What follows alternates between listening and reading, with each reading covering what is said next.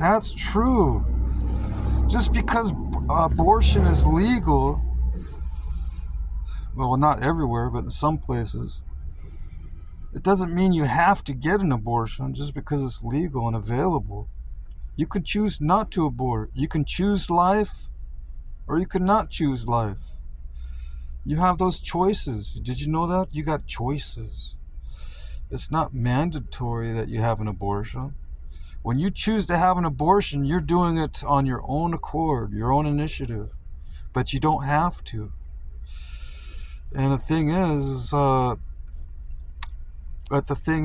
people, power of persuasion is pretty powerful when people supposedly have scientific facts that are not really, well, it might come under the guise of science, but it's science falsely so called. It's pseudoscience.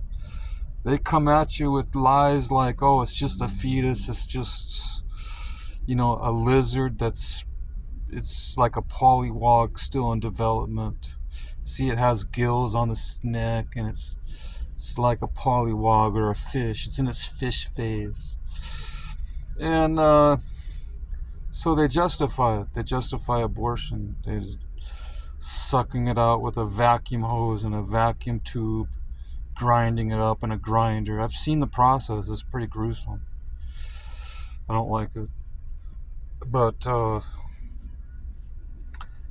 it's abhorrent according to certain religions and certain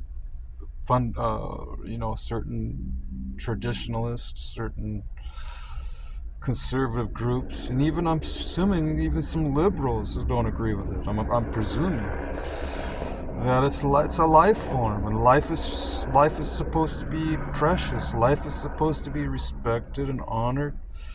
Life is supposed to be preserved and protected, no matter what life it is. I mean, we don't just protect human life. We go out of our way. We go to the extremes to protect animals, from extinction. We protect certain animals even when they're not on the endangered list. We protect even bugs and insects. There's certain insects that we protect. If we go in there, we find out that we don't have great numbers on a particular insect, or like a moth or a worm or a fly of some kind. We'll go ahead and rope that whole area off and what do you call it? Preserve that whole area of land, and put it under government protection, so that species can survive and thrive and repopulate and re-inhabit that area and spread out, even multiply. We do that to even bugs and insects. Protective rights, but we don't do it for little babies, human children.